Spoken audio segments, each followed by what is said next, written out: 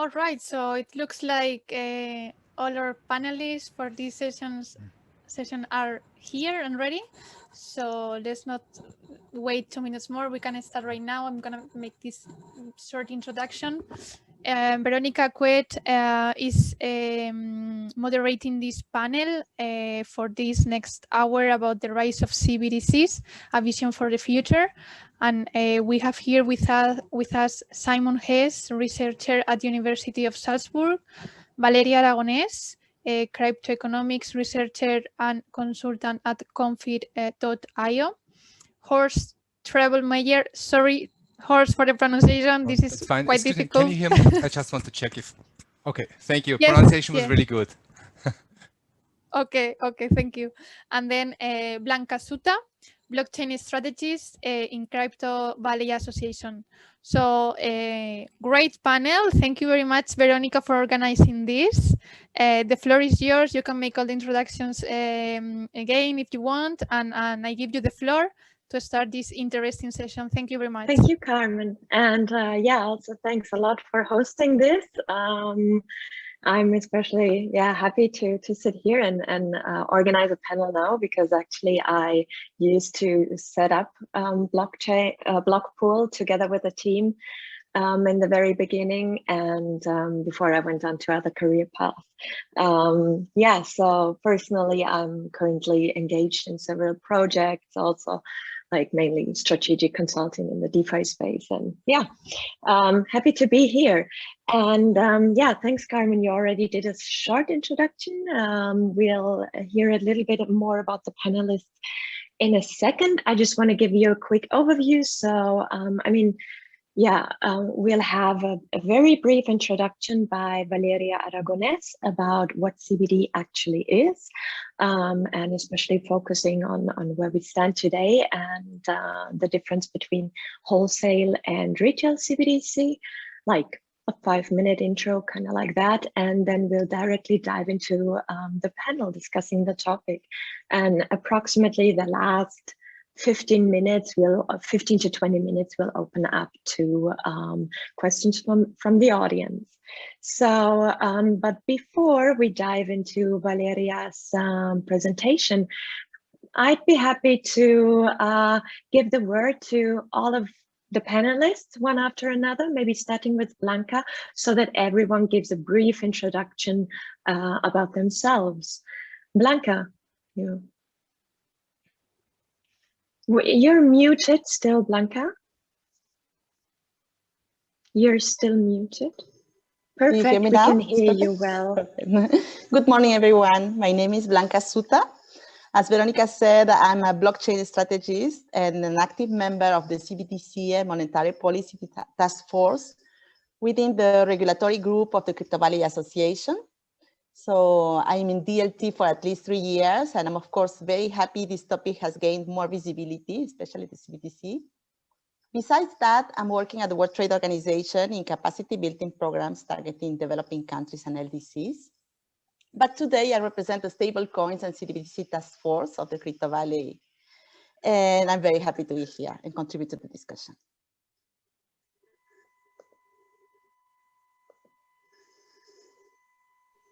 Horst, do you want to? First of all, thank you, Veronica, for having me on this panel. My name is Horst Trebelmeyer. I'm a professor at Modul University Vienna, so I'm an academic. I started doing research on blockchain, so that was my starting point of 4 or 5 years ago. It was before the hype, and during the research activities, I'm publishing papers. I'm also editing books on this subject. I also got more and more interested into monetary issues, and that's why I'm happy to be on the panel today. So I'm happy to contribute my academic perspective. Maybe Simon first, and then we can. Yeah, thank you for inviting me. I'm Simon Hess. I'm a researcher at the University of Salzburg, and I'm currently writing my dissertation about CBDCs, and especially the legal aspects and economic issues. And I wrote my master thesis about stablecoins, and looking forward to discuss CBDC today. Great, thanks for that intro. I think last but not least, Valeria, and then you can directly, I think, start to give us a brief overview after the intro. Thank you, Veronica, and thank you so much for the invitation. So my name is Valeria Aragonés. I'm a cryptoeconomics researcher and consultant on Covidio. So basically, we build business based on blockchain. Let's put it that simple. And I've been in the crypto space in Berlin for some time already and seen their ups and downs. And I always continue with my private research. Besides, also I am doing my master in economics at Humboldt University to Berlin. So I took one of the very first courses about cryptocurrencies, and from there on we started building what we had. The blockchain night from that on, there was a series of events, and we were running that until the beginning of the pandemic. So, and quite successful in Berlin. We have a very enthusiastic community here, and that's how I kept myself always on the research side. And sometime after, when CBDC started gaining like more strength, the topic in the community, then I jumped it over, and yeah, years after I'm here. So again, thank you so much, and thank you guys for joining us. Okay, let me do share my screen. If I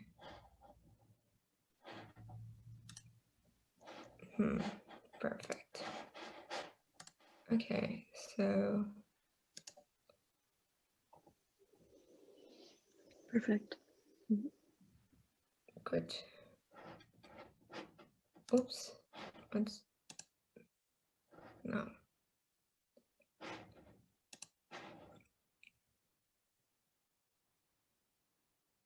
Okay, so I will intend to, in a very few minutes, do a little overview about CBDC. Very simple concepts, nothing much advanced. So it's just in general terms. So first of all, we will have what is CBDC, what it stands for, how it works, how it can be implemented, and some examples of what is going on today in terms of the projects that is going on CBDC. So first of all, CBDC, as you may know, stands for Central Bank Digital Currencies. And mainly are projects that have been developed by either big public institutions like universities and research institutes, and also central banks by themselves. And why? Well, this is why are we developing central bank digital currency? Why? Where is the need for that? Well, that's one of the questions that we will discuss in the panel. But it had gained a lot of traction in the last year or so, mainly because of the government. Many governments have, with the pandemic, have seen the need of assisting the citizens in a more direct way. Let's just view it on that side. We will discuss it more from the in the panel, sorry. So how it works in present times, we have a two-tiered financial system where the central banks give the money to the banks, let's say, and the banks communicate with the end user, providing services and also providing a promise of money, because at the end of the day, we have our accounts, but not straight an account to the central bank, right? So the banks, so intermediary private banks, does the service for us and lend us what is called a promise of money.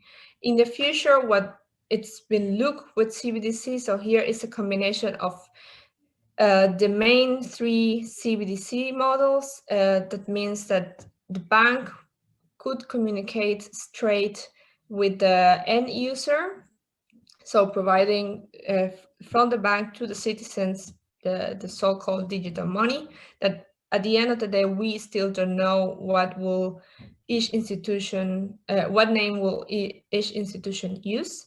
Another model could be that still the banks communicate with private banks or private institutions, and they communicate with the citizens.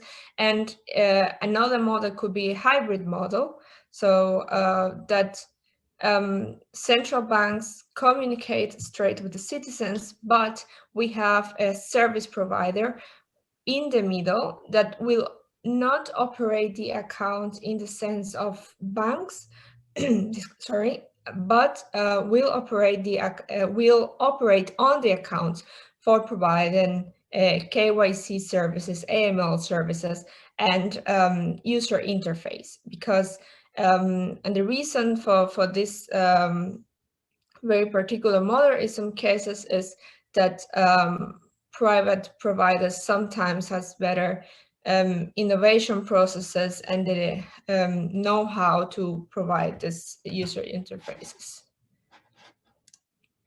So in the design choices of how to we can implement the CBDCs, as I just explained, we have the indirect, so through banks or other institutions, direct, straight with the central bank, and hybrid models.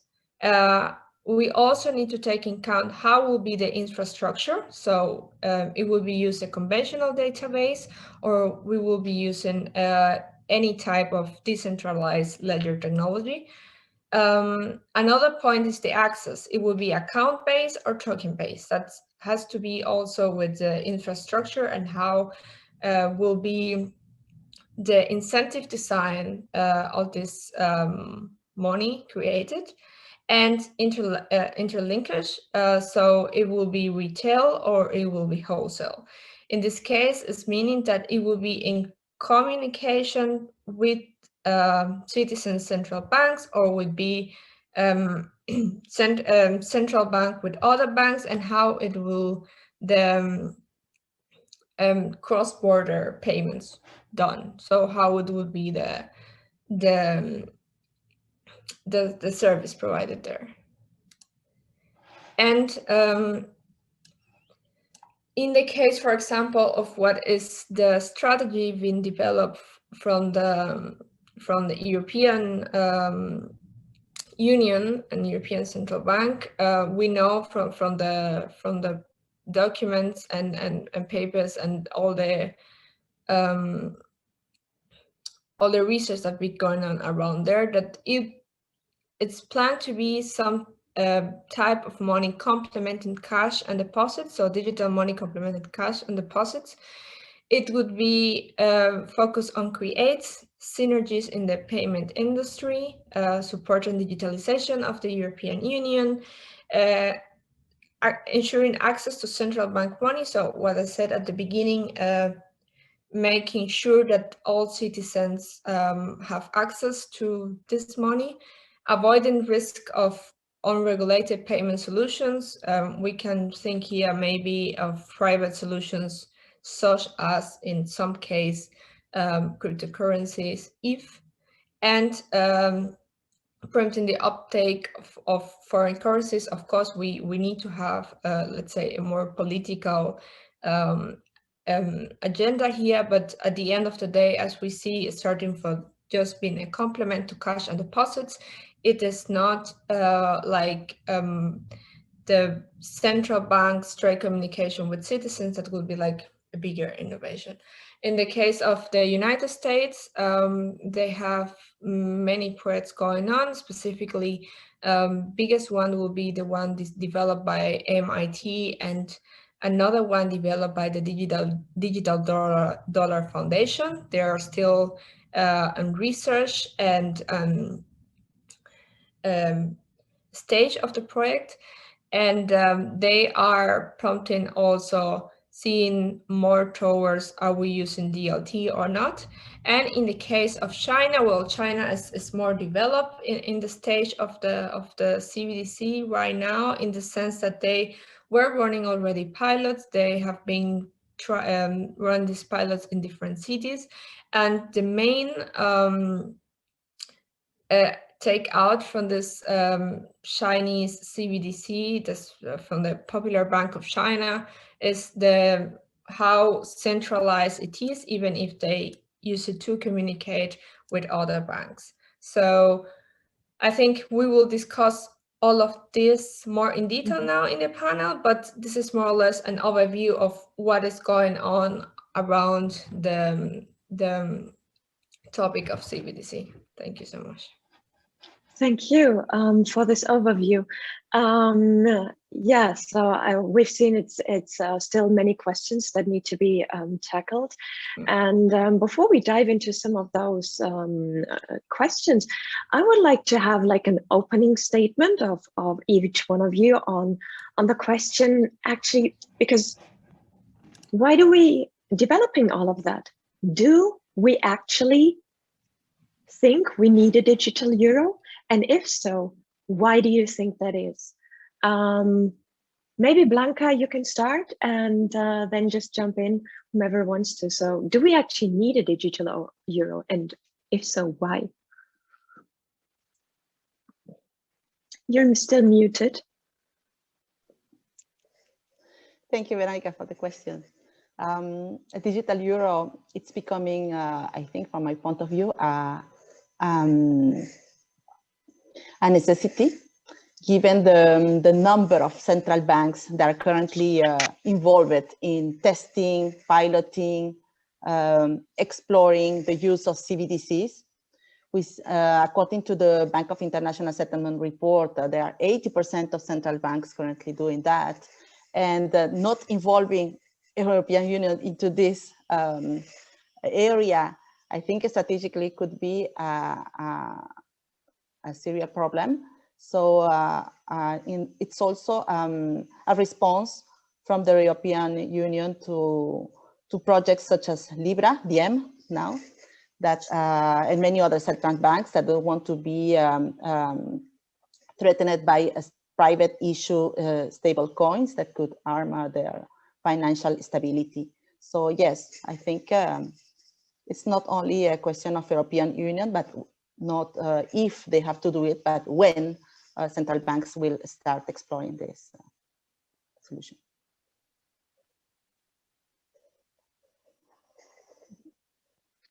Just unmute yourself, the next one that wants to. Oh, I can jump in here. So if I would be a little bit destructive, I would say, what is a digital euro in the first place? But you should never answer a question with a question. And I just want to point out what Valeria has shown on slide number 5, that we have so many design options. And the ECB has issued a nice report on the digital euro. And it's pretty clear that it's not clear what at the moment what it's going to be. Is it blockchain based, not blockchain based? Does it bear interest or no interest? Is it token based or is it account based? All these options you have seen on slide number 5 just in the presentation before show you how many different design opportunities we have here. So if you would ask me if I would like to have a digital euro, you would need to specify exactly how it's going to be designed. And of course, there are always trade-offs. You know, when it comes to privacy, if you want to have 100% safeguards against money laundering or something like that, then you wouldn't have much privacy left. If you want to have something that's fully private, then of course you have still the issue of money laundering. So we are currently in a transition phase where it's being discussed how a digital euro will look like in the first place. And then we can see what kind of benefits and disadvantages it might have. Mm-hmm. Yeah, I would agree with Horst that it strongly depends on the design of the euro. But if the euro is designed according to my preferences, if it has no limits and it's most likely account-based, then I think there are two major benefits associated with the digital euro. One is it addresses the aspect as a means of payment because the digital euro is the most efficient means of payment. I think it's superior to deposits because it doesn't require that clearing in the background. And as Valeria showed, today we have this two-tier system, and this is not necessary anymore with the digital euro.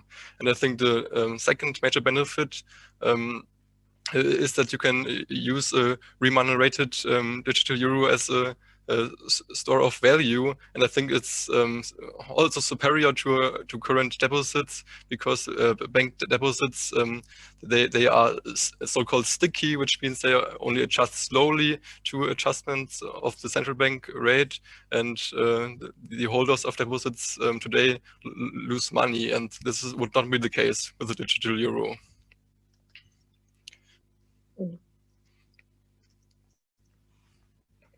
Okay, so jumping from just what Simon said, and comment also from Horst, yes, we need a digital euro, not only because we need to step up because there have been research in other places and other central banks are doing it, but more intrinsically because we need a better quality of money.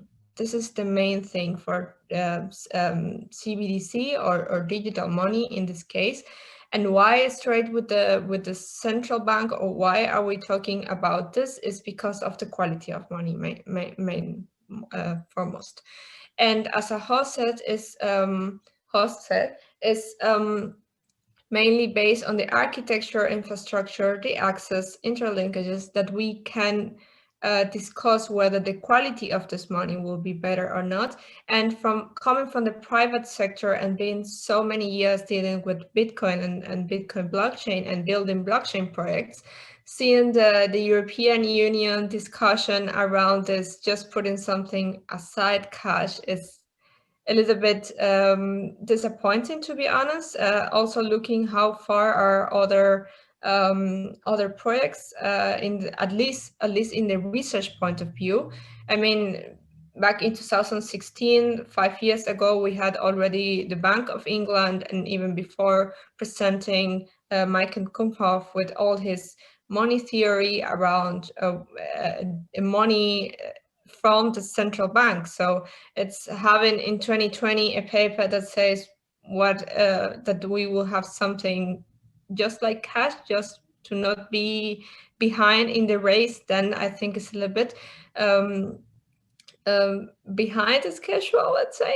But in any case, yes, we need better quality of money. We need to try at any cost as economists or working in the industry to avoid another big disasters, as we know have happened. I can see Horst nodding. Do you want to add to what Valeria said? Yeah, I especially liked what she said in the beginning, avoiding big disasters. I think this is how you feel about the government, about the state, and what kind of economic perspective you have. I mean, there are completely different views. You have libertarians who believe that the state should not interfere that much or anything at all. Then you have Keynesians, and they see everything from a control perspective. And so even if you do not know much about economics, this is something you have intuitively. Do you trust your government? Do you trust your central bank that they act in the best of interest? And with a digital euro, of course, the central bank will become much more powerful. And so it all depends on if you trust them that they act in your best interest. If they do, then everything is great, and you have a better monetary policy. You can combine monetary policy and fiscal policy. If you are afraid that they're interfering and they're messing up the economy, so if you are a libertarian at heart, then everything will be, that's kind of a horror scenario. And we have to see how that works out. Yeah, exactly. No, I completely agree with you. But I meant most in the case of big economic crisis coming from the private sector mainly, that we have this real estate and commodities disaster back in 2008, right? So I was coming from more about what we can do to regain the power, in this case, from the state over the money that is in circulation, right? Because it's not the case at the moment, and we have been, I say we as a state, I mean, if you don't gonna trust a state that is there to provide to the citizens, then it's gonna be a little bit difficult to understand why we even have a state, right? So we always need to put the state in the sense that we'll be doing the best of the citizens. Of course, that's a perfect scenario, but we need to think that that will be the case, right? So that's our assumption at the very beginning, and having the money coming straight from the government then will allow us to have a more clear fiscal policy and more clear monetary policy, because right now we have, of course, regulations and supervision boards for the private banks, but it's still not enough because it's about the quality of money we have today and how that money we use today is produced. So mainly coming from that. It's a lot about how the money is being produced, and what you also showed in your presentation, Valeria, is the different access of citizens to exactly this CBDC. Yeah. So the question is, will it be like a hybrid approach? Will it be like a direct approach? Will it be more like indirect access for citizens to CBDCs? What is your stance on that? And yeah, what do you think, which kind of CBDC the ECB will be developing if we do so?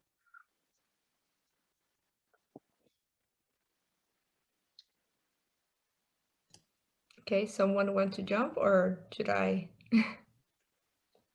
Okay, so in my opinion, I will, in a hypothetically perfect world, I will go, of course, without intermediaries, go straight from the central bank, given the creating the money and giving access to this money to the citizens.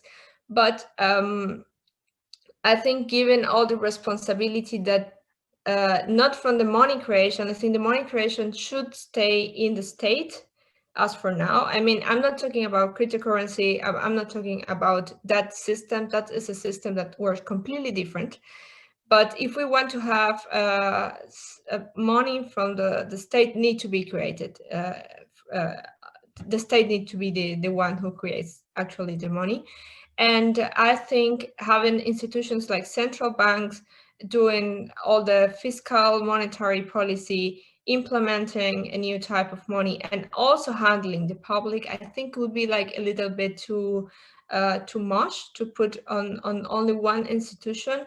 And coming also from the private sector, I could see that it's coming a lot of innovation from the private sector, and neglecting that will be like a mistake, right? So I think a hybrid, maybe not from all the models that we have seen up to today, maybe we implement a model that will be developed in a few years or maybe in a few months, but having the combination between central bank creating the money and private sector giving the access of the money to the citizens, because they have the know-how for KYC, AML, and how to interact with the public. So we have seen all this of this digital banks that have very good service, even better than very old school institution, let's say like Deutsche Bank also, and they're offering better service to the citizens in this case. So having a payment provider managing this in the middle, in my opinion, would be a good idea, but we always need to take in account the central bank is the one who creates the money and is the one who put the rules. We can talk about after regulation, we can talk about inclusion, we can talk about censorship, but mainly it could be a good idea having them creating the money. Mm-hmm.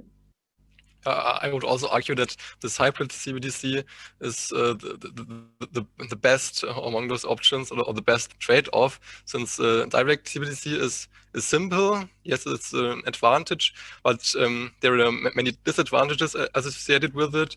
There is no competition, which may make services more expensive. And the central bank have to perform all those operational tasks associated with the CBDC. And with the indirect CBDC, you have also a lot of advantages. There you have the competition, and the central bank has less operational tasks to perform. But I think a crucial disadvantage compared to hybrid CBDC is the complexity. With indirect CBDC, you keep this two-tiered system from the current system, so that you don't have the increased efficiency through CBDC. And I think hybrid is the only option to unleash this efficiency aspect. Mm-hmm.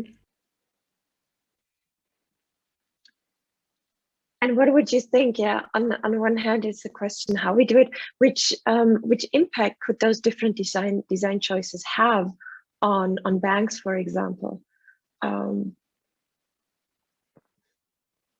Yeah, I mean, Blanca, you're still muted. Yes. Yeah. I think, yes, one of the main impacts will be the risk of disintermediation of banks. If the public replaces their bank deposits with CBDCs and place them in digital wallets, this reduces banks' balance sheet, increases also funding costs, and reduces at the end profitability also for banks. So second, I think also one of the biggest risks for central banks is in time of crisis, CBDCs also can accelerate bank runs. You can easily retrieve all your CBDCs and place them in a mobile wallet in case you opt for a hybrid approach strategy. It could be easy for the end consumers to move it to the mobile wallet. And yes, there's also other type of risks, such as international implications also. For example, a CBDC could increase dollarization in countries with high inflation. And this is also currently explored by the IMF.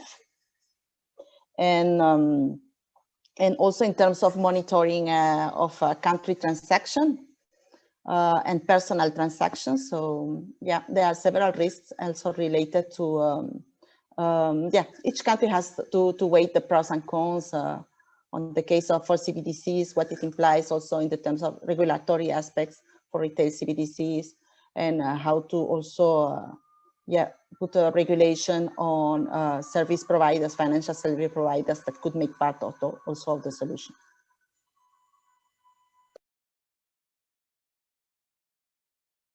Yeah, I would say that a couple of arguments you mentioned, Blanca, are not so valid if you look at the scientific literature.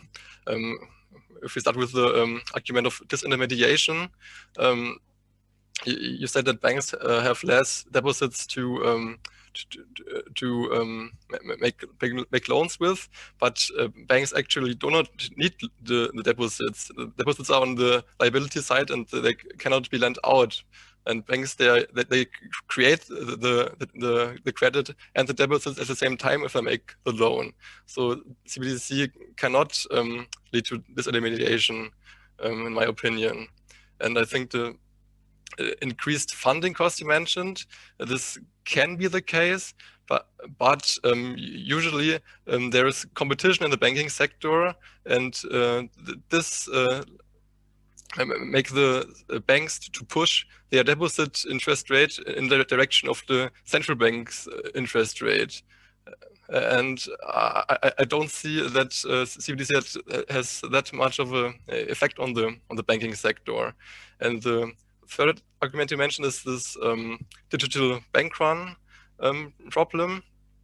But the central bank is the lender of last resort and could grant banks unlimited amount of liquidity. So I think this is not a profound argument against CBDC. You're still muted, Blanca.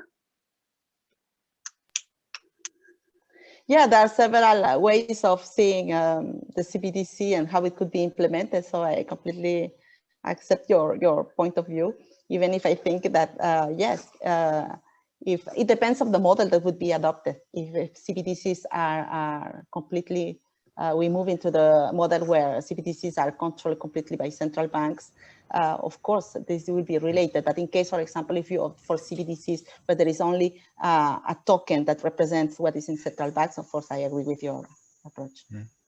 Yeah, I would also like to add, most likely it also depends on legislation, how different countries act in case we have a crisis. Do they let the banks go bankrupt, or do they always back them up? Because if I would expect that my bank is going bankrupt, of course I would have go to the central bank, because I know they can just print money and my account or my money is secured. But if I know my bank is not going to get bankrupt because they're getting money from the central bank, I would be also happy to leave it there. So that might also depend on local or national policies.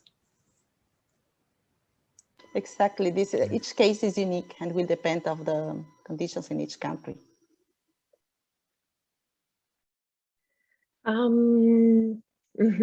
Yeah, so we definitely need to look at that. And another point, what I think is interesting about central bank and digital currencies is what Horst mentioned earlier, the amount of privacy that will be available. Yeah, so on one hand, regulators are trying to hinder money laundering. Whereas on the other hand, it can be argued that it's like a human right even to have like freedom of transactions in a certain sense, yeah, to mean that they can have privacy with their financial transactions. So what do you think at the moment? I think it's being discussed to have certain boundaries of amounts that can be sent in a private way. How do you think this will play out in the future for the digital euro? And how important do you see privacy in financial transactions?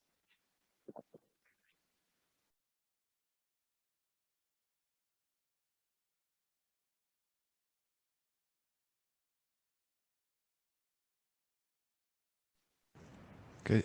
I'm stepping forward here. I think this could be a discussion on its own. And for me, it's always important that I'm seeing this as a continuum. You know, there is no perfect solution. And it's really a trade-off. You know, for many years, in a way, I've been defending Bitcoin. I don't think it's good that you use Bitcoin for money laundering. In the first place, it might not be the best cryptocurrency because it's pseudonymous and people got caught. But anyway, in this case, I'm always also pointing out that it's not only the payment channel that's something criminal, but it's first of all, if you're producing drugs, then you're producing them and then you need to deliver that. So I find it a little bit unfair to always beat Bitcoin and say Bitcoin is to blame for money laundering, because we had money laundering before, and most likely we're going to have some kind of money laundering even if we have a fully transparent CBDC in place.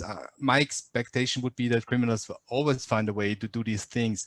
But of course, it would be good to completely eliminate money laundering and terrorism financing. But on the other hand, you have to say then most likely you would fully give up privacy. So a trade-off might be to have some kind of limits that way, where you can say above that limit, you need to have full transparency, KYC, AML, and those kind of things. But who gives you a guarantee that in the future, they're not changing the limits? And another thing I would like to add, that at the moment, a lot of private financial institutions, and I'm not talking about illegal activities, I'm more talking about privacy in general. You know, those private payment companies, if you use a Visa card or your MasterCard, they have this information. And in China, we have WeChat and Alibaba and those Tencent and Alibaba have those information. So the state was saying they're becoming very powerful, so we now launch your CBDC. So the question is, do you want your payment information to be with private information, with private companies? Do you want the state to know this, or do you say, no, I definitely want to do some private transactions and it's nobody's business what I'm doing? And again, it's a trade-off.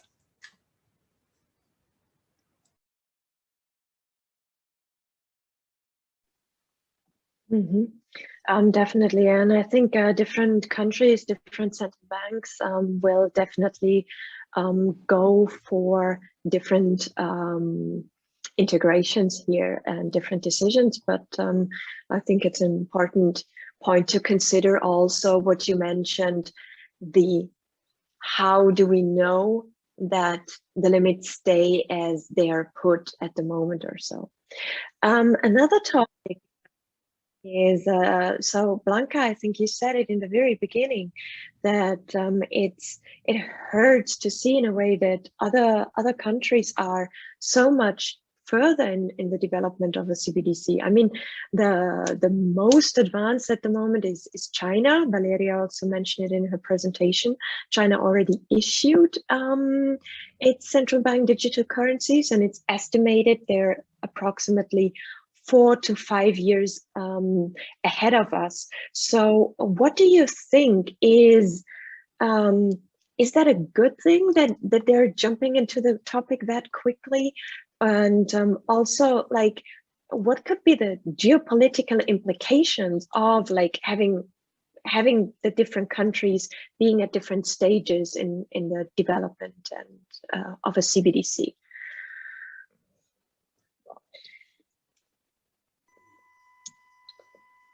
Yes, as I said, China is already far ahead, is a leader in the race towards CBDC adoption. Salaries are, are already being paid with digital yuans in 4 major cities. And they recently launched even a e-Shenzhen lottery where they distribute millions of digital yuans to wallet holders. And these similar lotteries are also done in other cities in China. And a special economic zone. So the scope is to push a little bit citizens to adopt this type of digital yuans, and also they provide, for example, digital yuans for a limited period in order to push the citizens to consume these digital yuans, to move it to their wallets and increase adoption. So the approaches are very different between countries. So we have seen also in private sector, MasterCard building testing platform to assess and explore CBDCs, and also regional approaches, such as in the Caribbean region, where they want to launch also a regional CBDC. So the impact that China, countries such as China, who is so advanced in the CBDC implementation, is that they could penetrate emerging markets faster than others. And also it will depend, the economic ramifications of this switch to CBDCs will depend on governments and their strategies with regard to these technologies. In China, the approach is very straightforward. So they, as I said, citizens receive this certain amount of digital yuan. They are encouraged to link their digital wallets to their existing bank accounts. If they don't use the digital currency within a certain amount of days, it disappears. In addition, China also is currently exploring the possibility to take advantage also of its Belt and Road influence to extend the digital yuan to Belt and Road countries and ASEAN countries, and influence in this way, increase in this way the influence over the dollar. So a recent research by Deutsche Bank shows that first mover in this space could win long geopolitical advantage. So if digital yuan is adopted broadly, you can imagine citizens from China traveling all around the world and moving with credit cards backed by CBDCs, what it could imply from other countries such as Europe. And I think Europe has very well understood that.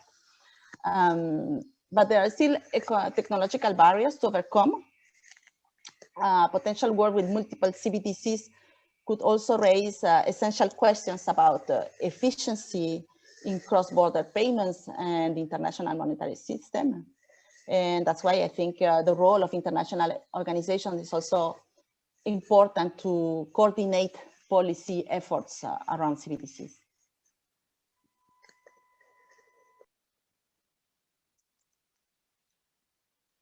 Mm-hmm. Okay, so just very short, if I may jump here, one of the things that is very important when considering the case of China is China has a totally centralized government that makes really a big advantage when developing projects of this size, right? Because it's a straight line to let's say give the order and the implementation, whether in other governments and in other countries and in other regions, you need to have like more parties involved and more parties agreeing on how it's going to happen. When you have a centralized government, it's much easier to deliver this type of or any type of a strategy, because once you take the decision, then of course you start developing the project, and how, I mean, any project can have things in the middle, but you don't have so many stakeholders involved in the decision taking of the project. I mean, we've seen it with many other things, and I don't think that creating a currency will be different for China. And about the geopolitical impact, then if you read what is the Digital Dollar Foundation statement, one of the very first things they put open, we don't want to be back in the race, specifically with other governments as China. Sorry, it's quite clear. Like, I mean, it's who will have the advantage. Who will have very big advantage will be the one who be able to develop more further, right? But at the end of the day, it will also come down with what type of money you will develop. So yes, the geopolitical advantage of course is there, but we need to think about that are going to be like different type of currencies, and how it will be the interaction, and how it would be the coverage all over the world. Because right now, if the United States launch a CBDC, many countries, for example in Latin America, will be taking that. Even, I mean, maybe not in the first stage as a currency, as national currency, but they have more to take in the geopolitical space still. So winning the race is really important, but also how it will be designed and how it will be implemented and how it will be shared with the world also.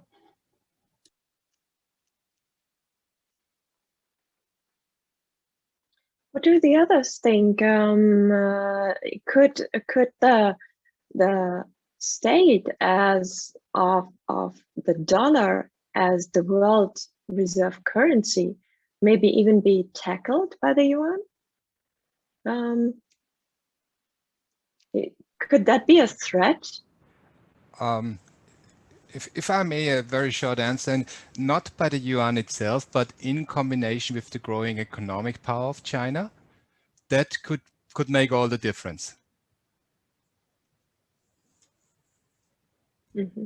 I would also argue that this depends on whether the yuan is available to non-residents or not. I think today you can't open a bank account at a Chinese bank if you're not from China. Can you imagine then them opening up the possibility for non-Chinese citizens to hold their currency, the digital yuan? Maybe.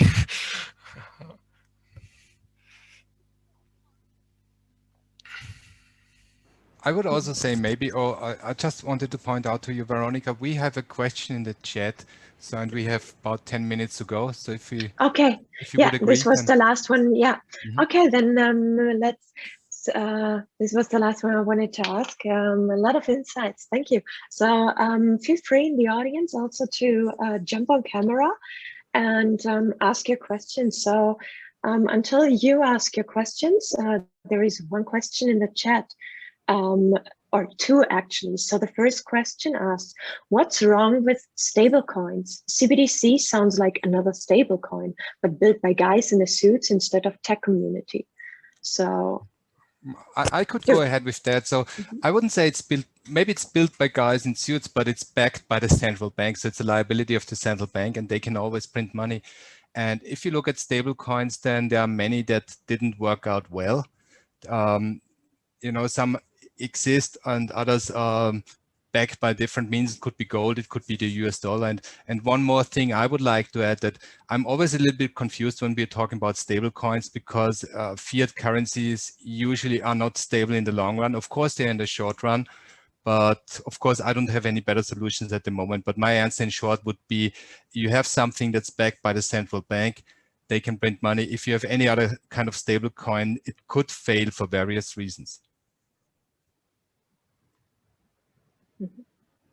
Anyone wants to add on that? Otherwise, we can tackle the second question. So the majority of our money is already digital. Why is there a need for CBDCs? I know argument that current digital money as it is not natively digital. Is that the answer for CBDCs? I think I can jump first on this one. And well, I mean, the money we have today that is digital is a digital representation of the money that you're supposed to have in the bank, right? The issue is the money you're supposed to have in the bank is, how is that money created? How is that money put in your account? How is that money loan outside your account? The money creation in this part is what make the starting point from CBDC. It's not only having digital. The thing is, digitalization have brought today the tools that you need to implement this type of system where the central bank takes full control of the money creation. And this is coming from back in the 30s, from the last century, where we have the Chicago plan, when you have this idea of having the money created solely by the central bank. And we see in the development of the monetary history how it have developed, in a sense that we have lost many important qualities of money. Let's call it like that. When we drop when we dropped the gold standard, when we had then this subprime crisis. So we have a problem in the money creation, and now with digitalization you have the tools to maybe bring this idea on real life, that you could regain the control on money creation. I would like to add that with the CBDC system, that there is still money creation by banks. CBDC would not change this. So this instability we have today, caused by private money creation, is not solved by CBDC. That this can only be solved by full reserve banking or by free banking, in my opinion. Yeah, well, thank you for that. I have also to make the distinction that in this case, I'm talking when CBDC is based on a full reserve. So it will not be the case then when you have, let's say, an indirect, that you still have banks in the middle, and or maybe wholesale that is just communicating the bank with the citizens. I meant in the sense that we, as I said at the beginning, that we go a little bit further than that. That will be, let's say, more the general idea. But yes, the money we have today is digital, but the money we have today is not. It's not, let's call it like this, is not 100% good money, and digitalization can bring over maybe a solution for that. Mm-hmm. We have one more. Oh, even 3 more questions now. So the first one is, what do you think about currency basket crypto assets?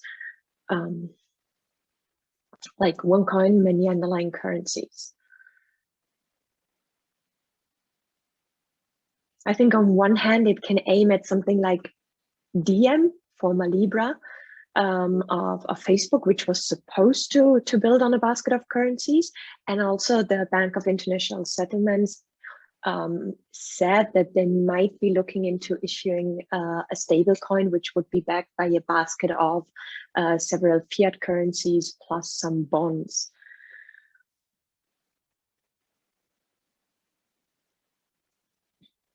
Yeah, I would say we have to wait and see what kind of creative constructs will emerge in the future. I mean, there is a reason why the Bretton Woods system didn't hold. You know, we had those more or less fixed exchange rates from 1944 on, and then in the 70s it was dissolved. And just because the United States needed more money for the Vietnam War, so between states you need a lot of coordination if you want to have something in a stable relationship. But of course, I could imagine that there could be creative solutions in which currency can fluctuate and we still have some kind of basket. But of course, in all these cases, you need some coordination between the countries. So I would expect in the first place that we see really national CBDCs, and then we have to see how we move on from there. Mm-hmm.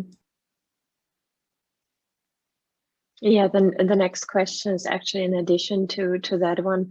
Would you think that it could bring a stronger case to the single currency CBDC discussion? Yeah, could it make sense that, for example, the Bank of International Settlements would be issuing a global currency which would be backed by a basket of currencies and bonds, for example? Yeah, so could it be a stronger case if we had one global currency, or a few?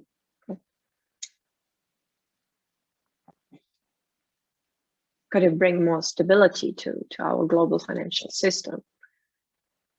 Yeah, that's a big question. If I would be allowed to hold some EU, and we had it before, and of course that's again a design issue, and we have to see what happens. But I'm not sure about the stability, because in a way a currency needs to be coupled with the power of the economy, and that's why we have those floating exchange rates. But it's like a huge monetary experiment that we are seeing at the moment, and we're just at the beginning, and we all can hope that it works out fine and that it's helping underdeveloped nations, emerging economies, and also citizens in developed economies. And this is something we would need to discuss in 5 or 10 years from now, when it has fully evolved or more evolved than where we are right now.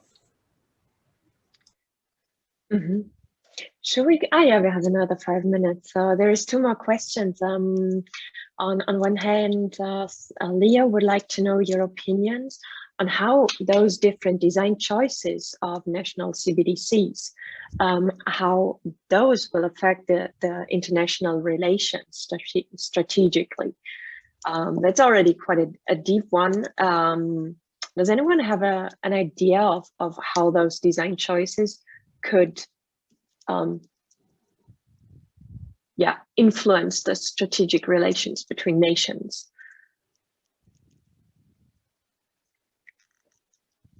I mean, I'm jumping forward again, but please feel free to interrupt me if I'm talking too much. And I'm not an economist, but I know that China is also very much ahead in CBDCs, because they are also want to establish their own cross-national payment systems, and there's a lot of dependence on SWIFT. So for them, it might make a lot of sense to have a starting point for their own payment system, and that would give them more global power. So I could also imagine that there's a competition between the superpowers in the world, because if you want to control trade, it makes a lot of sense if you also at least partly control the payment system. So this is a huge issue, and there could be more frictions because of payments. Absolutely. We're actually entering a time of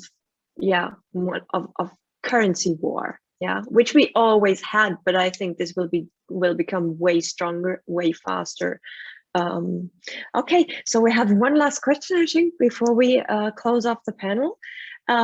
This is from Rodolphe. I hope I pronounced that well.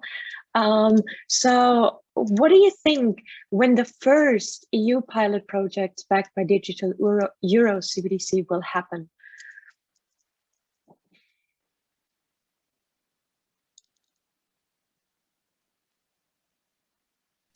Sorry, I was trying to unmute myself. Well, seeing what's the research state on the CBDC, I think from next year on, so from 2022 on, because there is still on the research phase on how it will be designed, not only just discussing, okay, we're gonna do it and this is how, let's see how we're gonna design is, okay, are we gonna do it on the which design? So we're still on that very, very early phase. And I think it needs a lot of more research and coordination on that sense, because one very important thing is European Union is not a country. So you don't only have one interest of one country here, you have an interest from one big, let's say one big region, and with different country that has different interests. So as for today, we have different discussions on the European Union, on the European Central Bank, on different levels. It takes a little bit, well, I think in my opinion, would take a little bit more time. And now we had, let's say when we had the UK inside the European Union, then we had like a research power there also, because of the Bank of England were also pioneering this idea and these discussions. But of course, there are collisions on this phase. So, and I think it's also from the geopolitical point of view that the Western world is coming together to see how they can tackle the idea of China having the power and the lead on this race at the end of the day. Yeah. Yeah, and I think in the EU actually, so the decision on if we will develop a CBDC will be taken only in June. So I cannot imagine to have the first pilot project start earliest in 2022. Yeah. And I'm not sure how to apply for those pilot projects, but I bet EU Blockchain Observatory and Forum, this is one of the main EU organizations funded by the EU. They might be there might be some information on applications, but I don't expect it earlier than in a year, 1.5 maybe. Yeah, I mean, if you mean coming from the private sector, I think if I'm not wrong, we found I meant we because I was part of my company at that point. The INATBA, that is the International Association of blockchain based projects. So I will think that if a CBDC is developed, and if the CBDC is developed based on DLT and maybe on blockchain, then we have here in Berlin, we have the Blockchain Bundesverband, and we also have in Brussels the INATBA running. So we have from the private sector to run pilots. If you say tomorrow, we can do it. But the thing is, are we going to do a CBDC? How it's going to be designed? Is it going to be DLT? If it's DLT, it's going to be a blockchain. All of this need to come down for that. Right, there was a good last words. Millions of open questions we still have. Sorry, it's 1 minute later, Carmen. Thanks a lot for all the panelists. It was a pleasure sharing and hearing your thoughts on the topic. And I hand over to Carmen now. Thank you, Veronica. Thank you, Veronica. Thank you. Thank you very much, all of you, for participating. To be honest, this is something I knew nothing about, CBDCs, and thank you very much, because now I have a basic understanding of what it is, how it works. So thank you very much. Now I can impress my friends talking about this. And okay, thank you very much. We can close this session.